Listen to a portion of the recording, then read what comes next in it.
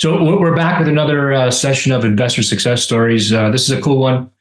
Quentin's been around for longer than me, and he runs his own investor group in the Durham region. So that's Pickering, Ajax, Whitby, and Peterborough, that eastern side of the GTA, and has been doing that for a long, long time. And I mean, Quentin, you have my respect, and I think you have a lot of respect for a lot of investors you've helped out there. And I'm excited to talk to you and kind of understand your story. So what we do here on these episodes is like, I mean, everybody and their sister's doing a podcast.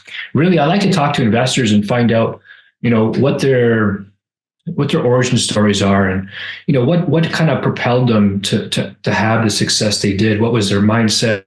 What was the story behind it? Because I find that people, let's say in a kind way, on the outside looking in, I'm sure you remember back in your day when you're like, how the hell do people get to this level? Right. I think it's through other people's success stories that you connect with that and you resonate with that and you feel like you could also. So I like to share these stories, and I think you got a good one. Yeah, I appreciate that. I'm happy to share it. Hopefully it helps somebody to inspire them or, push them a little bit harder. I know when I started, I was experimenting with a bunch of different things. Like 2004, I bought a property. I didn't really think too much about it. I thought, this is going to work out well, but I didn't know. So I kept doing other things. So I had a website business. I was collecting email addresses, and I also had a few other businesses that I was consulting, and I was working full time as a teacher as well. So I always had something on the side. 2008, I looked at like the real estate and I said, "Wow, this is really good. I should do more of them." And so because we had bought it like pre-construction, and by the time it was built and then we sold it, it was like, wow, this is super awesome.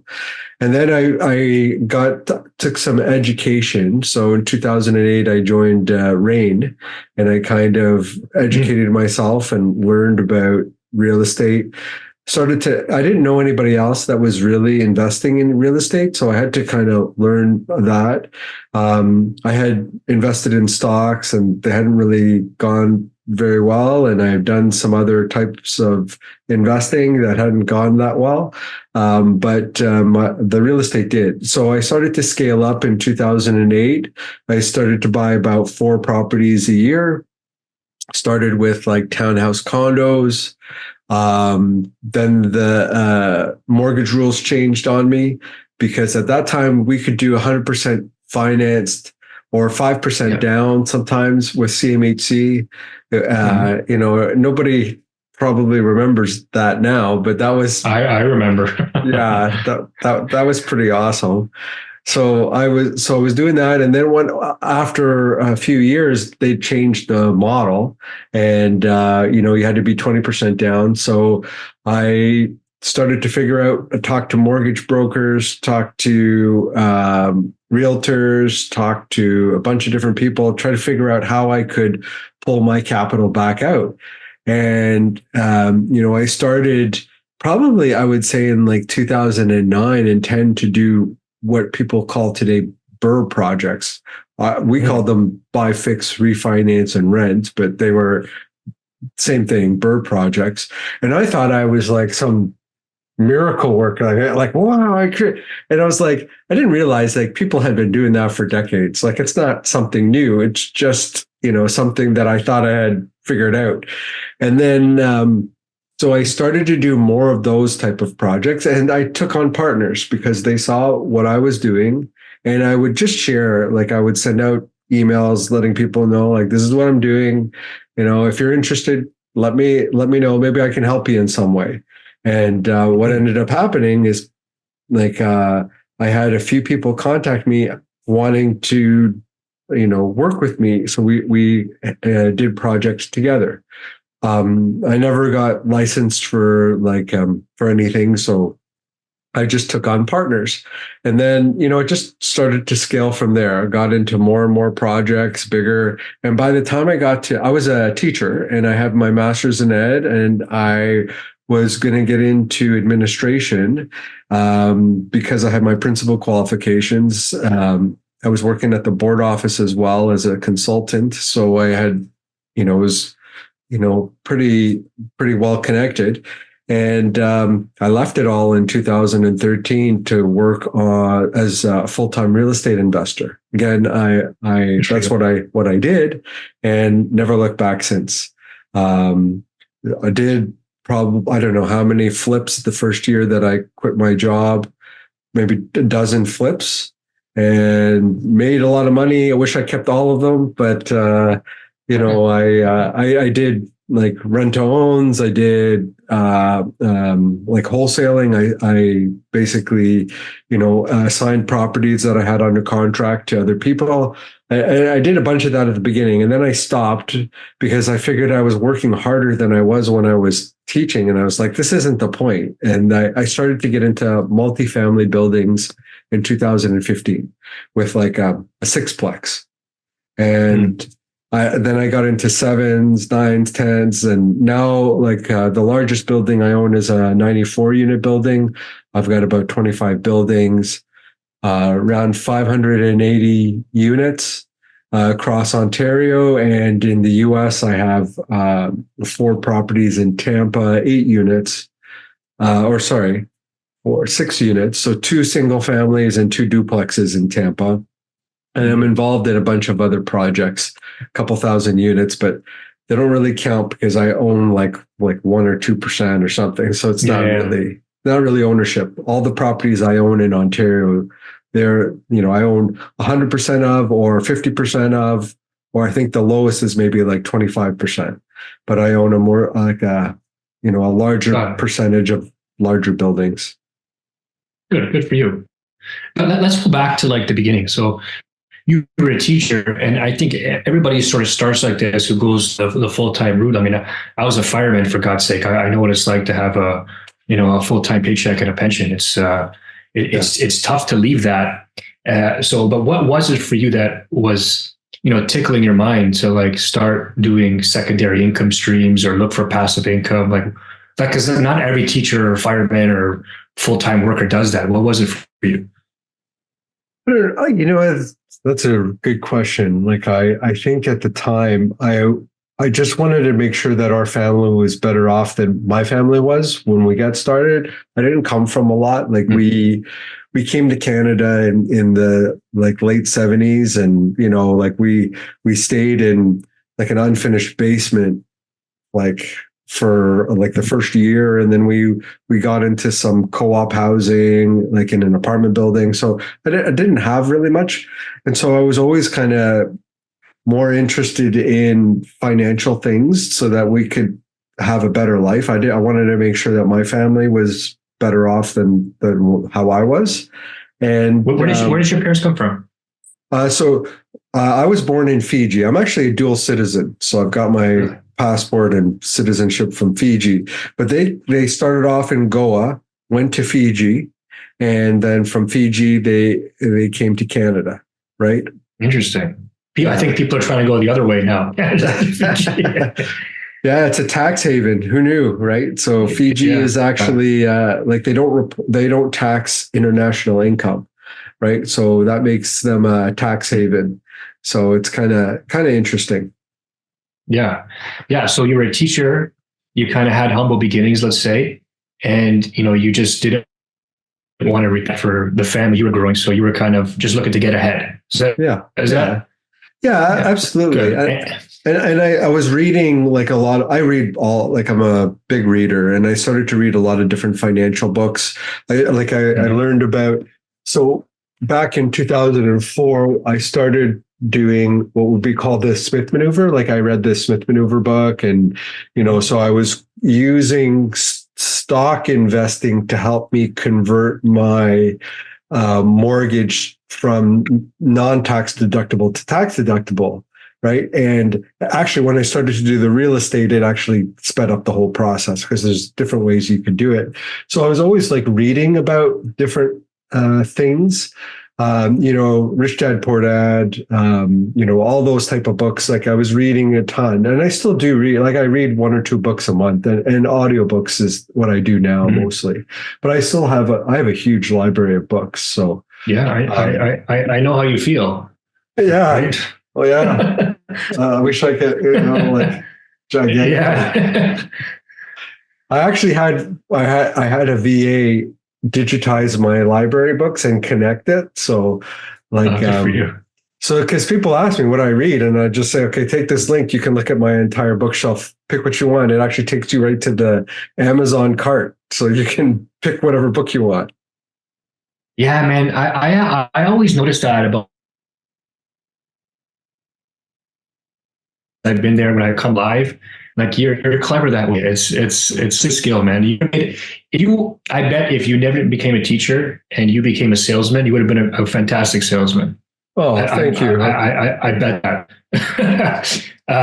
I mean, that's interesting. And the more I do these, the more I see similarities. Like briefly, you never heard my story, but when I started, I was 24 when I bought my first property, and I'm still trying to get hired to the fire department. And I came from humble beginnings too.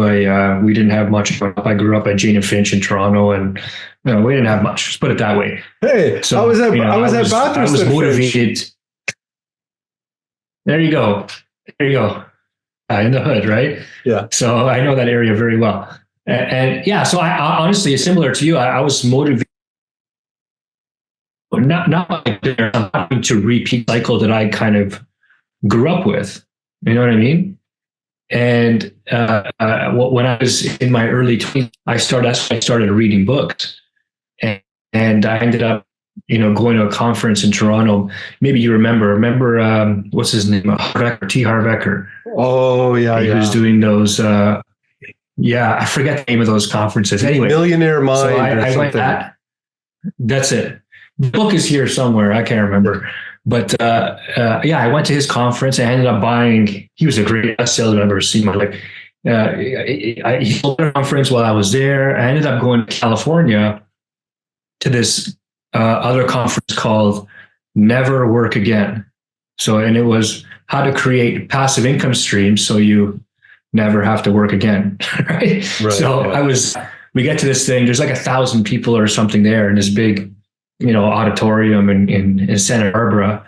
And they start doing like everybody under 30 stand up, 29, 28, 27, 26, 25, 24, 23. And by the time we got to 23, it's me, some other dude in the other corner standing up. And I'm like, please don't let me be the last guy. They're like 22. And I sat down and the other guy was 22 years old. So they brought him on stage and a little gift. Anyway, long story short, I left this conference knowing I learned 2 things or 3 things. Passive income, I figured out what passive income was. I figured out you could do that by owning real estate. And that was called cash flow. That's it. 3 days in California. So I came back, and that's kind of how I, started my own journey. So, it's, I find a parallel. So, okay. So you go back, you start buying real estate, but what, you mentioned something about starting to collect email addresses. What gave you that idea? Because that's a marketing thing. Why were you collecting email address?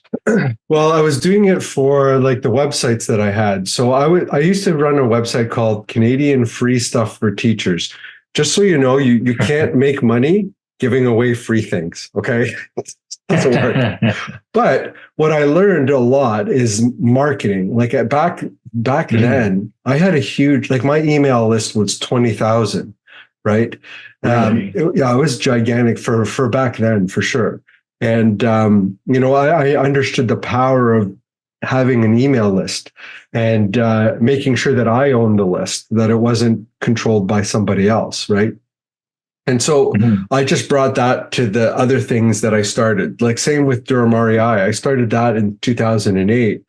And it was, the power is the control of the database and then ensuring that you're offering value to people. And for me, I didn't have a network.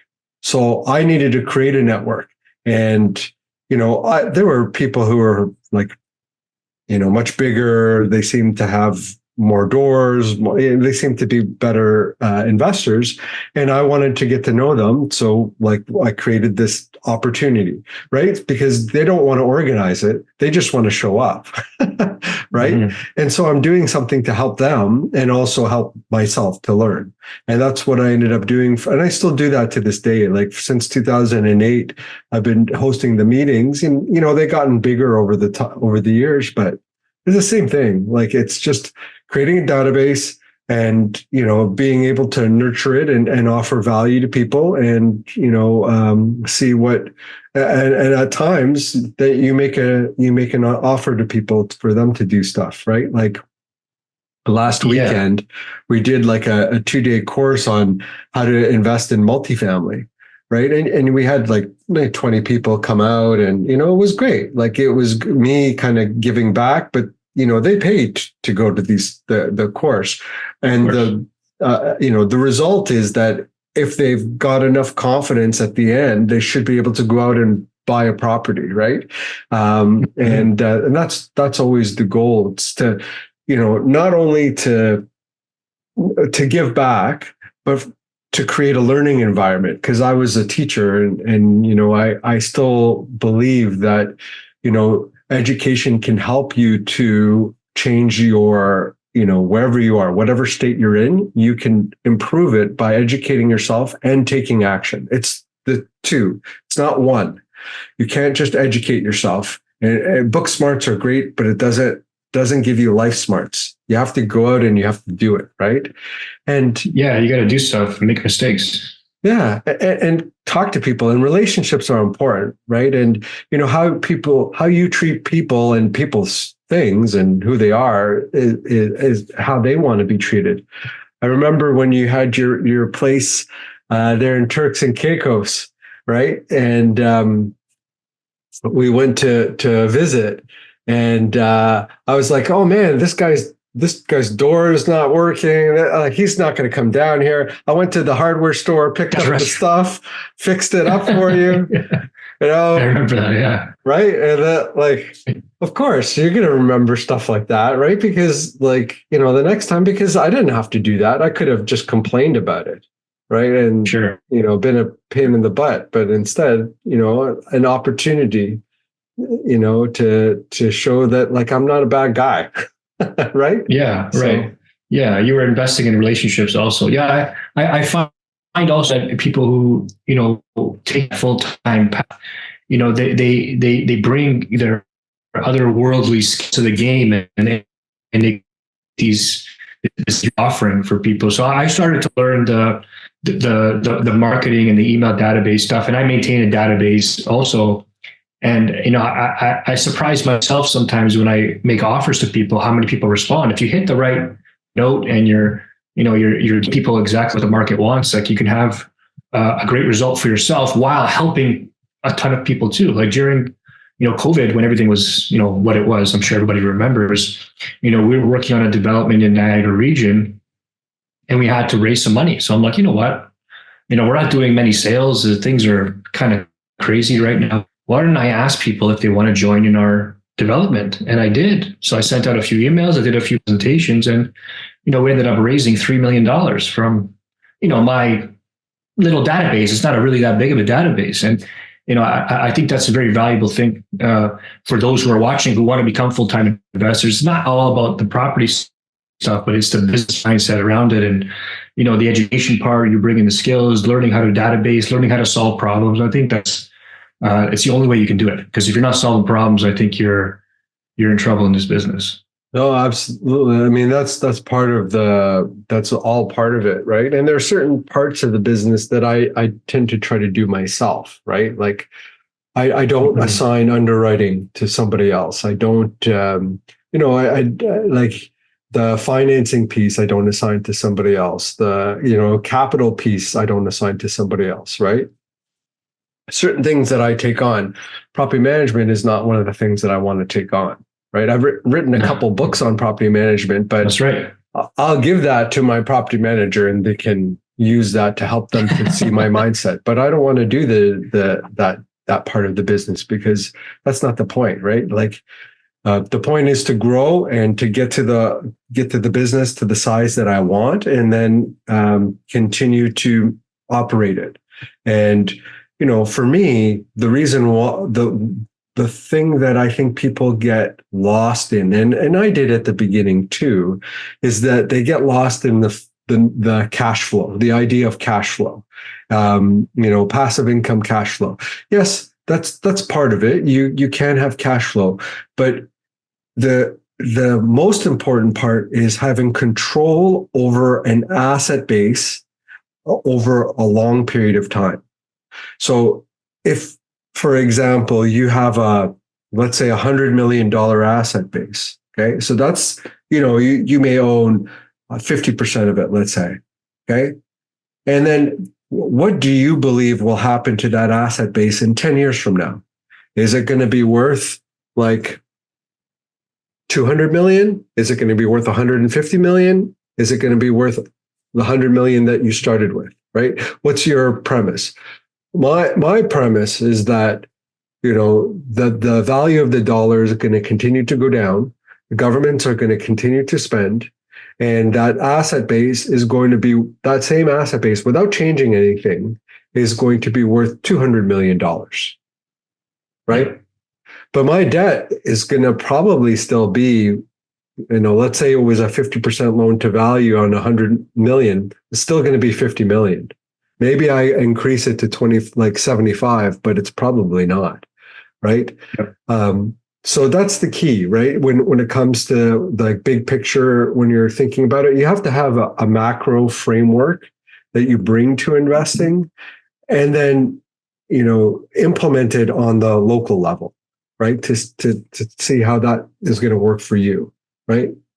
Yeah, I think for those kind of on the outside looking in, and even those who have started, I agree with you, but my focus is a little bit different. I was always, problem and solution oriented. So, when I'm talking to some of my, let's call them, mentees or something, I'm always trying to attach a personal result to, the active business or the active investment. I'll give you an example. Like I had a Filipino couple who their ultimate goal really, they wanted some financial freedom, but they're like, the thing that like tickled their heart was they wanted to pay off their parents' mortgage because, their parents came to this country and worked really hard, and they were still working kind of, $40,000 a year jobs, and they'd never pay off the mortgage. That's what they wanted to do. So, we helped them build a portfolio and do certain things in their investments that helped them get the equity and refinance it out so they could kind of do that. And I think, if you have those kind of milestones along the way, along with those big macro ones, like I want to have a 10 million, 20 million, 50 million, $100 million kind of portfolio. I think your portfolios, it lives to serve you along the way also. And you got to get the personal benefit from it, right? You want to be able to enjoy it, or else it's just work, right? You follow what I'm saying? Well, I think that has a lot to do with results oriented, right? Like, or goal oriented. What are the goals because that's celebrating along the way, and everybody should be celebrating along the way. Like when I do my goal setting, I do like 10-year goals, and then I do 3-year goals, and then I do quarterly goals, right? And when I'm imagining what my life looks like 10 years from now, I'm looking at it not from just like a finances or business perspective. I'm also looking at health. I'm looking at travel. I'm looking at, relationships. I'm looking at how I give back. So all of those areas that in your life, I'm setting goals for those in 10 years, right? And I mean, that's how I made some of the big changes that I made in my life from a health perspective too, right? Like I was 330 pounds back in 2018, and I'm 195 pounds right now, right? Huge health changes, but that came from that type of goal setting. I'm a very goal-oriented person as well, I guess. So I kind of set big goals, and like back in 2016, I had 10-year goals that were like, run a marathon. Way like at that time I was saying 220 pounds, right? And things like that. And at the time there was no way I was going to like do it, but I set those goals. And then my quarterly goals were like, walk walk 20 minutes a day, right? Like, and then Yeah. and then they just kind of build Slowly, and surely. build. And then you get into like, okay, then I ran a 5K, then I ran a 10, then I ran a half marathon, then I ran a full marathon, right? Like all those Mhm. things are just part of that process. Now last year I climbed Kilimanjaro. I'm doing Everest in May with my oldest son, right? Like Good for you. we're doing base camp Yeah. together. It's going to be awesome. Yeah. Yeah. I think you're people who do that, take that journey to full-time investor. You're almost you're forced to have that macro mindset. Like you can't succeed otherwise, or you just No. fall back to, getting that paycheck. And good for you. Congrats on the weight loss. I'm going that way. I'm stacking a bunch of muscle. So this morning I weighed myself and I weigh over 200 pounds for the first time in my life at 201.8. Oh, So okay. I'm going that way. Oh, Yeah. but That's then funny. you're looking at different measurements. You're looking at probably like your bicep, measurement, your Yeah. chest measurement, your waist measurement. Do you have the triangle, right? Like, Yes. We're and doing your that. wife is We're probably stacking pretty muscle. Yeah. excited too. Yeah. I think she's not admitting it yet, but I catch her. I catch her looking there. so, so Durham REI, I wanted to talk a little bit about that because if people Sure. don't know, hey, and I want to say if you're interested, because they're awesome. He does a great job for investors. So you started in 2008, and like you mentioned, you were just trying to help people and provide some education at the same time. But it grew into something like this Yeah. is. I'd say it's a real business, right? Yeah, we have 300 members, and you know what? We meet once a month. We've been doing it, since 2008. During the summer, we tend to do like more networking events, like cruises, things like that. We've been to together. We've been to like Florida and Belize, and we did Costa Rica together. So we've done those type of trips. So I tend to just bring people along wherever I'm going and kind of organize a trip around it. But yeah, it is definitely business. Like people spend so what I've always done and said is that whatever you paid when you started is what you'll continue to pay, right? And Yeah. that's my model. So we end up with people who have been members for like, I don't know, 16 years or something like that. Yeah. And they paid whatever they Crazy. paid when we started. But now if you're coming in, you're paying like, I think it's like $80 a month or something like that. And so it's great. I find that it's been good for networking. It's been good for connecting with other people. I don't think it's a good use of time.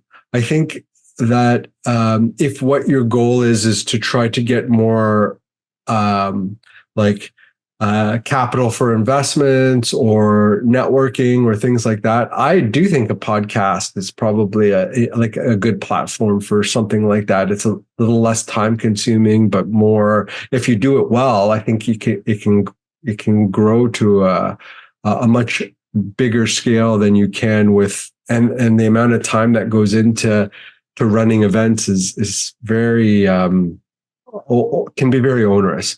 But also, like, I enjoy the teaching component of it, right? Like that's part of who I am. So I used to do presentations for when I was working as a consultant all the time. I'm just doing the same thing, just explaining what I'm doing. That's all. Yeah. Right. So it's easy for me. And I just sharing my mindset, like macro wise, this is what I think about. Locally, this is what's happening. This is some opportunities, take it or leave it. I still haven't got a realtor license, and I'm not a mortgage broker. So like, I don't really, it's not a component of a lead generation system that helps me to transact anything else. It's more of a peer network to kind of help me to be able to grow my business, if that makes sense. Yeah, no, that makes a lot of sense. But I mean, you're providing an unbiased, education. So I think whatever if you have that intention and that's what you're going in with, people kind of feel that when they're there. They don't feel pressured, and they're not there to be sold. So they come, they learn, and it becomes a nice experience. That's what I've kind of felt when I've been there. You know what I mean? I So appreciate it's it. good for you. Oh, thank you. No, good for you. I think, and it sounds corny, but I think the universe has a way of giving back, right? So when you're helping all these people and you're touching all these lives, I mean, good things inevitably happen to you when you put yourself out there. So it's been a cool thing to watch you kind of grow like that. That's awesome. Yeah, I appreciate that. And like, truthfully, now it's a very small component of what my income is because of the asset base that I have, right? Like, like I've got a sizable asset base, and it throws off a lot of cash flow, but also refinances that happen every year and all of these other pieces. So it really is a small component, but it's still good to have. Because it's good to have different sorts of businesses that offset against each other. So it's good to have an active business that can offset against like an apartment business, because one will have HST numbers, and there may be some consulting or things that you can do here that you can't do in a passive non-HST corporation, right? So it's good to have both. And I've always told people since the beginning, you must have alternate income sources, more than one. And usually the people that I associate with have 4 or 5 or more, right? And I was part of I am still part of the entrepreneur organization, and I'm actually part of a group within it called EOX or EO Plus. I don't know what they go by anymore, but it's business owners that have an annual income of more than $10 million. Okay. So that means gross, like bringing in, right? But you start to associate with different business owners in that size of a business, and you get to understand, where all of their different income sources come from, and none of them have one source of income. No, they have dozens of sources of income, right? Mm-hmm. They'll have multiple restaurants, multiple businesses, they'll have different things. They'll own like a HR company, and then they'll own like a different slice of, consulting businesses and things like that, right? So I've kind of, what ends up happening is a lot of those people, when they're done their businesses, they want to get into real estate, right? And what happens with me is I've done the opposite. I got into real estate, and then I'm like, well, let's look at private equity. Let's look at like, what do you call it? Option trading. Let's look at like income from private lending, because I've already got the real estate side of things, right? Yeah. So it's kind of the opposite, but it's still like we help each other, and I get to get different sorts of perspectives. And for me, it helps me to understand what's really happening in the economy, because you're talking to business owners that run sizable businesses. Like, what's happening in the economy more than what you're being told in the media and stuff like that. Yeah, right? of course. Yeah, I was the same, Mike. I mean, I was so young, I didn't have time to have a business. So, and I remember reading one of Kiyosaki's books, and it's like either you're a business person, like you said, and you get into real estate. It started with everyone always ends up in real estate. So you're either a business person who ends up buying real estate after you've made money, or you have to create a business within real estate so that real estate becomes the business.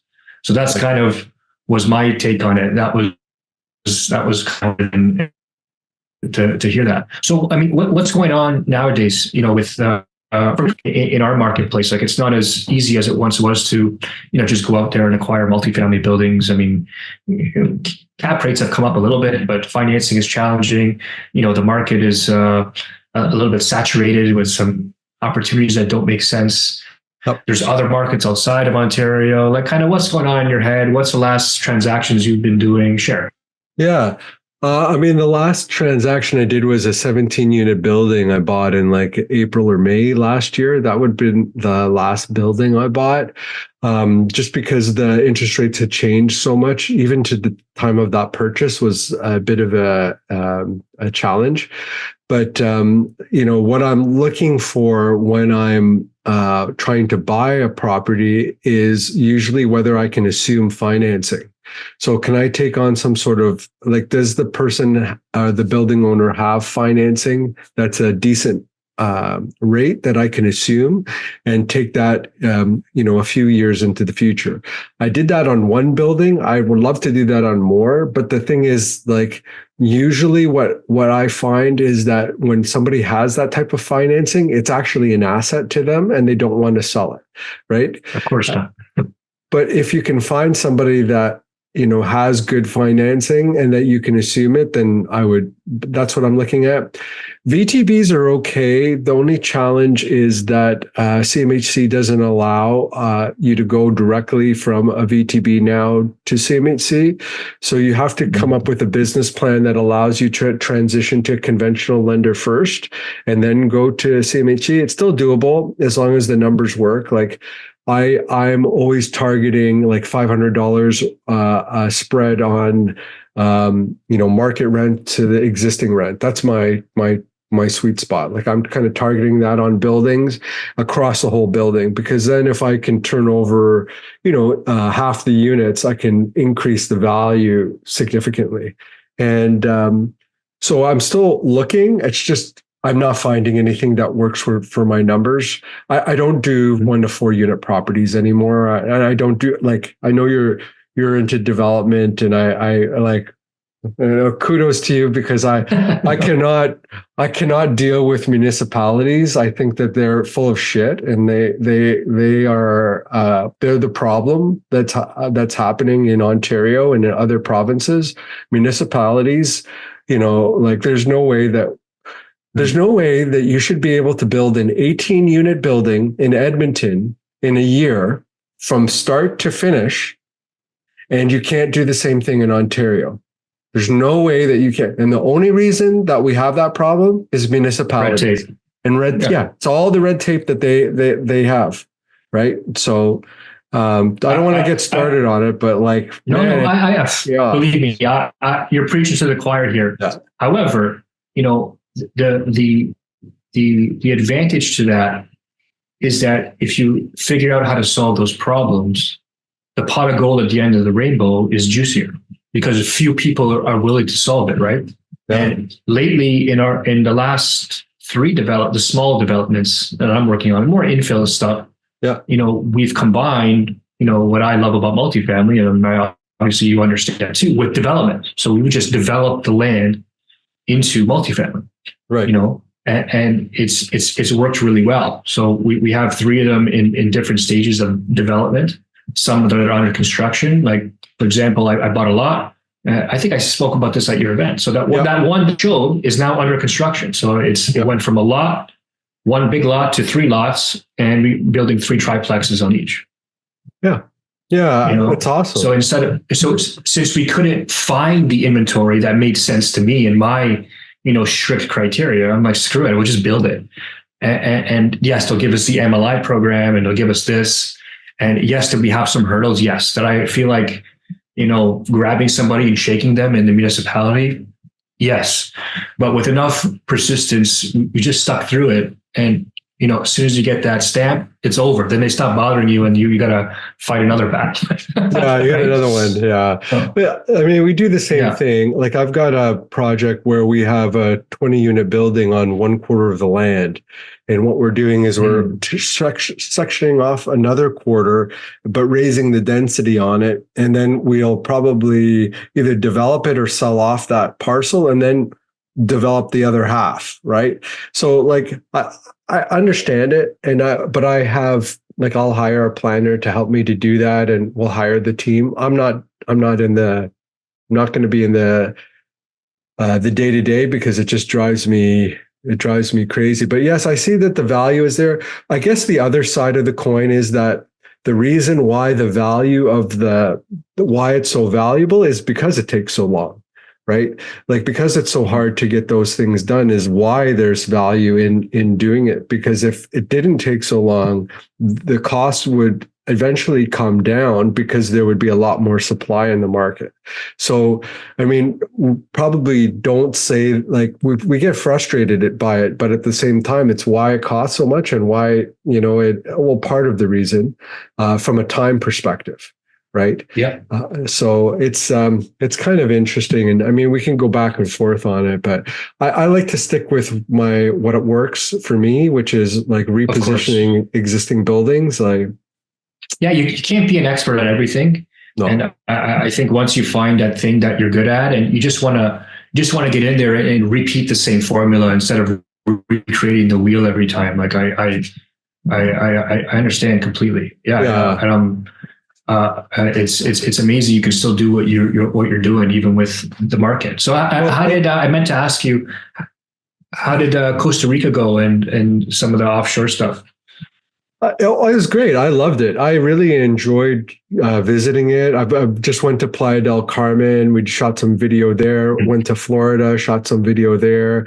Like I love it, but the way that I've structured myself is that I've bought properties in Tampa, and the income that's generated from those properties allows me to travel wherever I need to go. So I don't need a home base. So I did it a little differently than you guys. Like I get it too. Like I think it's a great. I love Turks. I loved your place. I thought it was super awesome. But the way that I think that we decided to do it, like my wife and I, was that like we'll generate income in US dollars in an asset class we understand, in hedge against the Canadian economy by getting those US dollar assets, let it create income for us. So those properties now generate about, I would say, just over $3,000 US clear after everything. And then that allows us to have the ability to travel and stay where we want. As that starts to increase over time, then we'll start to have a larger amount, and then we'll be able to, I think, travel differently. But that's the idea behind it. So I never did buy in Costa Rica, but I just stuck to this. Like I was buying in Tampa back in 2018, right? So I've been there for a while. I was buying for 80,000. Putting 20 into it. Now they're worth like 220. I was buying duplexes for like 150 and 180. Now they're 360 and 450, right? So like, it's over time. But I mean, I still would not change what I'm doing in Ontario. I think Ontario is an amazing place to invest in. Like, I'll tell you something I did last week. So for example, I had a problem tenant, and I don't necessarily just do this with problem tenants, but I said, look, I'm going to evict you, but if I give you $2,000, will you leave? Right. And she left, and she left in like less than a week. Right. Why not? Perfect. Okay. But her rent was $813. Okay. So that's a low rent. It is. Well, she was on. Yeah, there was a bunch of factors here, but anyway, she's out. I paid $2,000. Okay, market rent on that unit is $1,500. It's a 1-bedroom in Bowmanville. Okay, $1,500. I could probably squeeze out more. $50 for parking, $40 because we actually sub the water. We have a meter on the water meter, so we're able to sub out the water. So $1,590. Let's give us about $770 raise, right, in rent. Mm-hmm. So $770, let me pull up the trusty calculator here, times 770 times 12, right? And the going cap rate is about 4.5, right?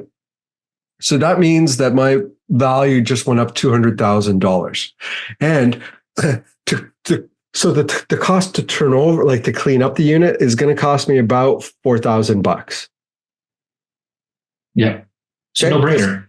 Yeah, it's paint. Yeah, it's actually not too bad. It's like paint and some cleanup, a lot of junk removal, but not much else. Good, because we have like hardwood flooring already. It's just really cleaning it up a little bit. So, like compared to like, if I were to try to do the same rent raise in a non-rent controlled market, what ends up happening is that I will have to probably go to condo quality, and let's say the property is at market rent in let's say Alberta, okay? Just to pick, I could pick somewhere else, but like, let's pick Alberta because everybody wants to go to Alberta or they want to go to the States in some non-rent controlled place. Okay. So understand that because you have to look at the obstacle as an opportunity sometimes. And that's just what I do and how I do it. So if I go to Alberta and I buy a building and the building is at market rent, how do I make the rent higher? What do I do? Well, I can change the rent to whatever I want, but it's at market rent, or maybe it's like $100 less or whatever. Okay. So what I do is I have to go in and I'll have to condo quality the building. I'll have to add some amenities. I'll have to spend money to be able to do that. I'll have to reface the entire building to be able to get the rent that I want. I'm probably spending in excess of $100,000 to get maybe like a $200 or $300 rent bump, right? Because there's only so much you can expand that somebody is willing to pay more for that same unit just because of the quality of the unit, right? Yeah, yep. There's only so much this tenant profile can afford anyway. That's right. But all I did, you got to understand, all I did was turn over this unit and clean it up to get the same, to get a $770 rent bump. Mm-hmm. It's a pain. It's painful, but just like in the development space, this is where I am like spend my, dealing with landlord tenant board stuff, dealing with all of that.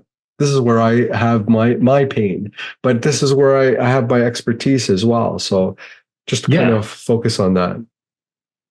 Yeah, I agree with you. Especially during, or at least since COVID times, there's been almost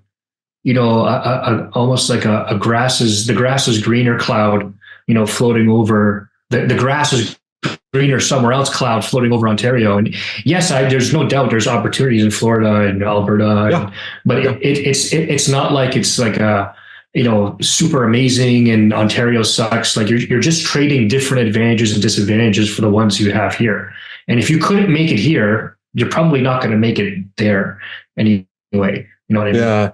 And you have to understand the market too. Like I have friends that bought in, I'll give you an example. I taught that course over the weekend and one of the gentlemen there bought a condo in Calgary. And I said, oh, okay.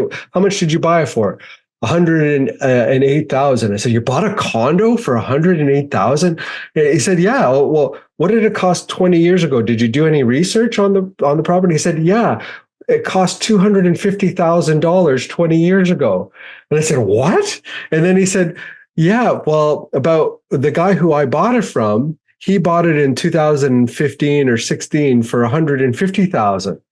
And I was like, so the person that you bought it from actually lost money by selling it to you? He's like, yeah, but I think I'm going to, this is the bottom and now it's going to go the opposite direction, right? I'm like, okay, but I think choosing your market is really important for the fundamentals of whatever it is that you're deciding on doing. And, I have a lot of friends out in Alberta. So, everybody has their specialty in what they do. And I think, you got to respect that. But, remember, my macro premise is owning an asset base for a long period of time, as much of an asset base I can over a longer period of time, because I feel that I'm going to get that. Some people call it appreciation. I want to call it devaluation, right? But definitely, I think that there's something to be said for that, right? Yeah. There's not enough time on this call to explain what that means. No. Okay. Well, let's finish off with one last question. So, for someone who's, just on the outside looking in or just getting started, maybe just got their first property and they're not sure what to do next.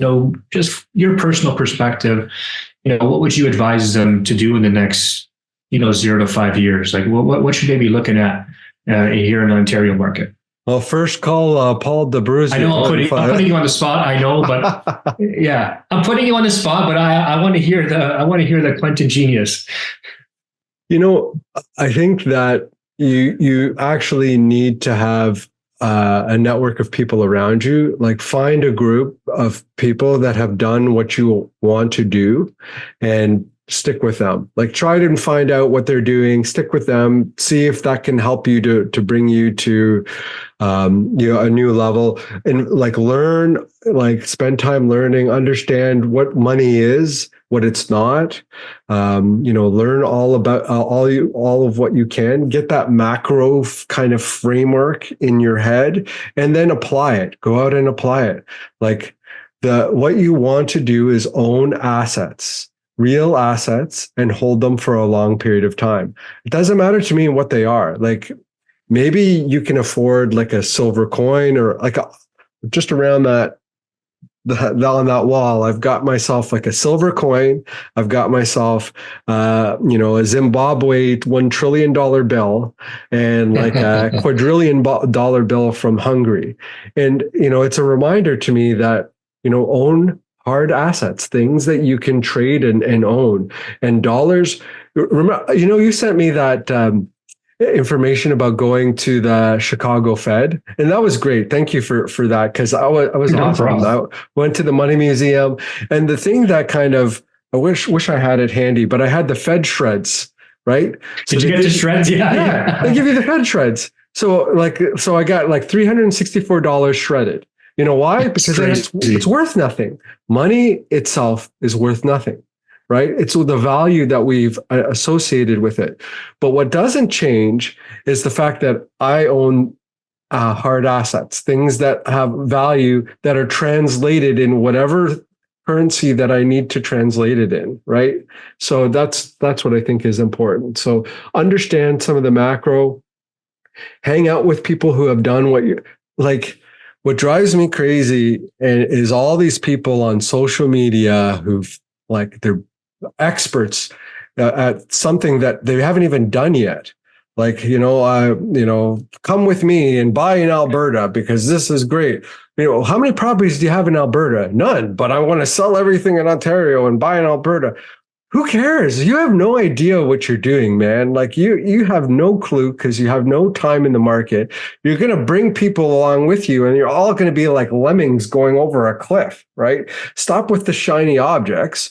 Focus on who has been successful and what have they done, because that's what you need to do for you to succeed. Find those people because it's hard.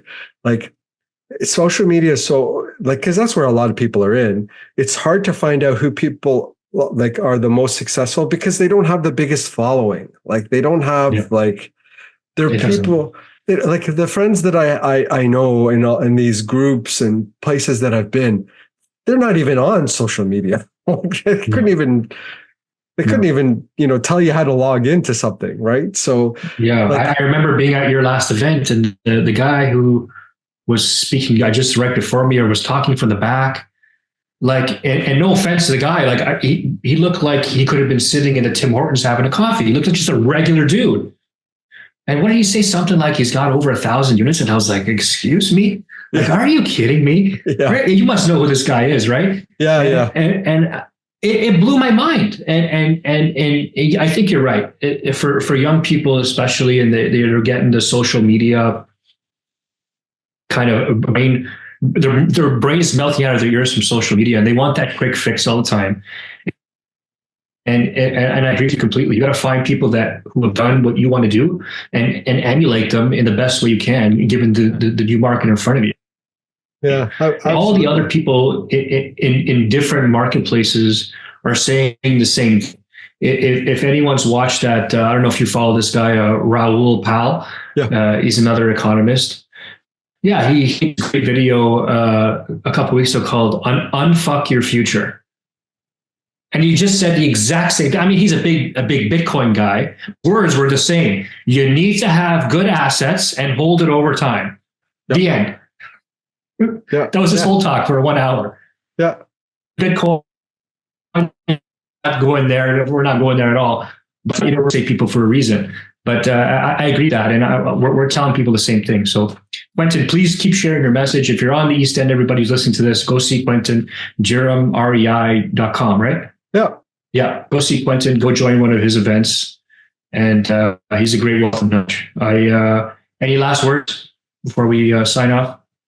Yeah, you know what? I just want to say, remember to learn from what we've been talking about today, but go out and take action, because education without action is kind of like, peanut butter without jam in a sandwich. It's not as good as it is when No, it's all together. So learn and take action. Okay. absolutely. Thank you, Quentin. I appreciate you doing this, buddy, and all the best to you, man. No problem. All right. Have a good one. Take care, my friend.